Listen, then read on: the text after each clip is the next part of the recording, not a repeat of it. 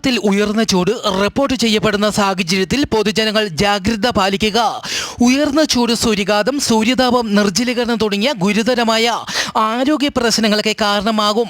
പ്രായമായവരും രോഗികളും തുടർച്ചയായി സൂര്യപ്രകാശം ഏൽക്കുന്നത് പൂർണ്ണമായും ഒഴിവാക്കുക.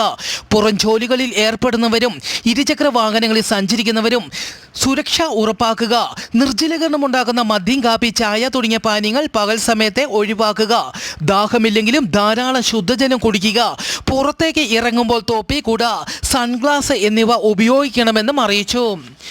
ട്രാൻസ്പോർട്ട് ബസ് നിയന്ത്രണം നഷ്ടപ്പെട്ട് വീട്ടിലേക്ക് ഇടിച്ചു കയറി 30 പേർക്ക് പരിക്കേറ്റു. കർണാടകയുടെ ട്രാൻസ്പോർട്ട് ബസ്സാണ് അപകടത്തിൽപ്പെട്ടത്. ചിക്കമംഗളൂരുവിലെ ജൽദുർഗ ഗ്രാമത്തിലാണ് സംഭവം. ബസ്സിൽ 45 യാത്രക്കാരുണ്ടായിരുന്നു. പരിക്കേറ്റവരെ ആശുപത്രിയിലേക്ക് മാറ്റി.